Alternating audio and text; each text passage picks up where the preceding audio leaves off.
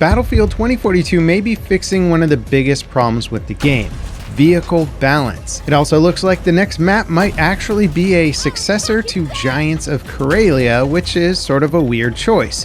Plus, Dozer and Irish are seeing some major changes with Season 5. Now, today's Battlefield podcast brought us a ton of info regarding vehicle changes coming with Season 5, and a lot of it is aimed at reducing explosive spam and better defining their roles. As in, something that's supposed to be a transport should be a transport and not a flying death machine. First up, I've got the summary of that podcast and what it actually means for players. The Vehicle Balance Pass coming in Season 5 will mainly be deployed through an entire loadout rework. Explosive-based weapons are being removed from many vehicles to both help reduce explosive spam and to better relegate those vehicles to their specific roles.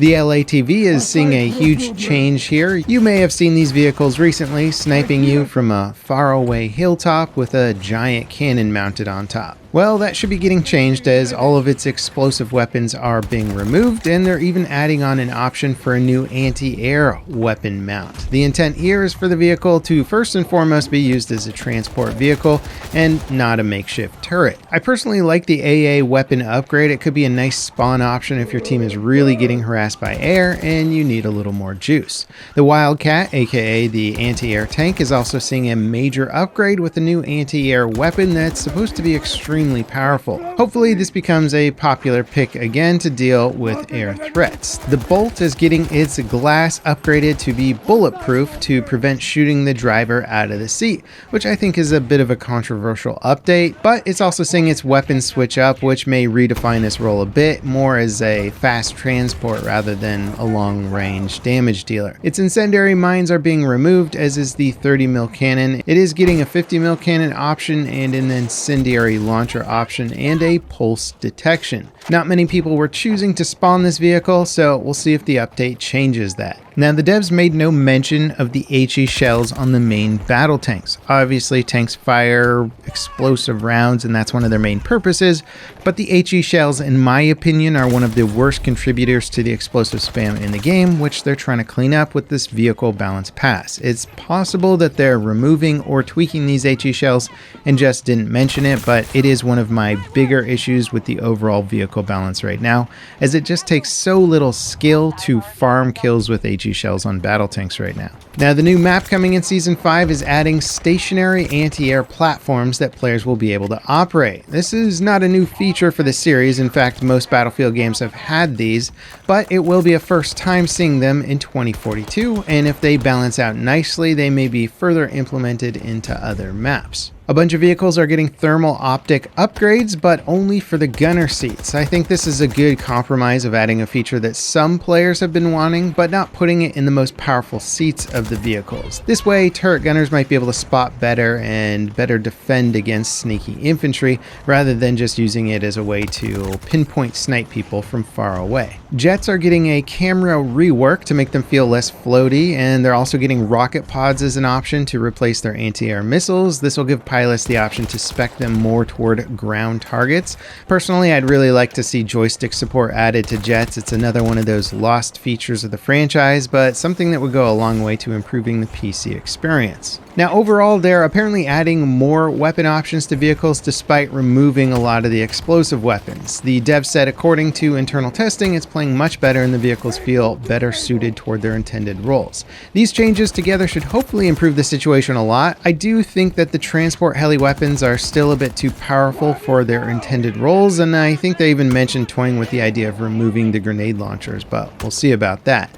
DICE also dropped a tweet today that hints at the location of the next map, saying location Giants Graveyard. This is almost certainly a reference to the Giants of Karelia map from Battlefield 4's Final Stand DLC.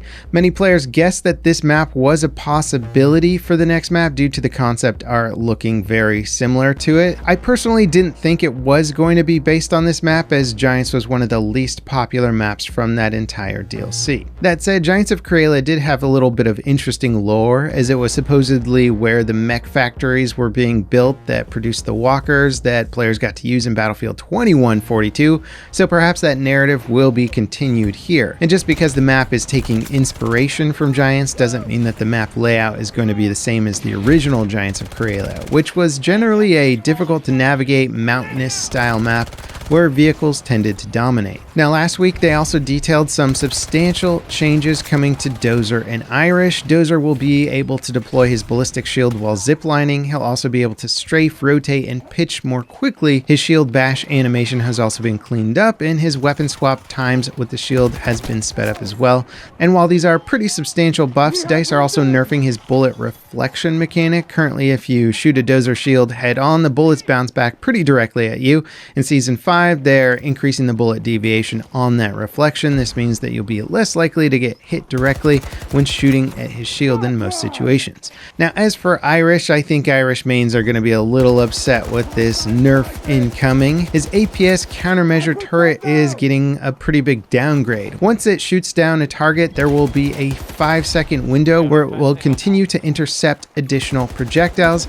After that, it has a 7.5-second cooldown where it'll offer 0 protection. They're also making it vulnerable to EMP grenades, C5, and tank shells. However, the example that they showed shows the EMP detonating outside of the APS range, so it will probably still shoot down the EMP grenade if it's thrown directly over it.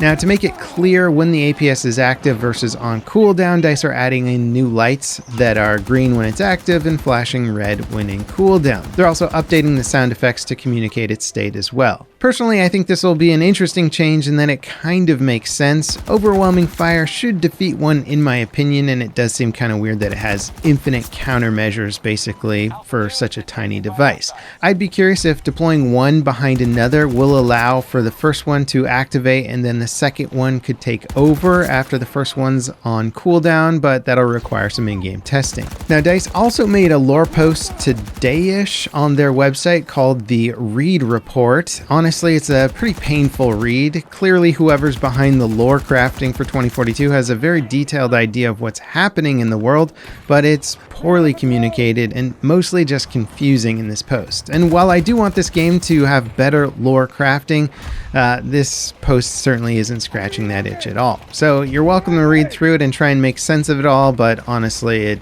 just feels like gibberish. Now, other than that, Season 5 is generally shaping up to be pretty impressive. More class balance, significant vehicle balance, squad management tools, a new map, and the final map rework for Hourglass is a decent bit of change in my opinion.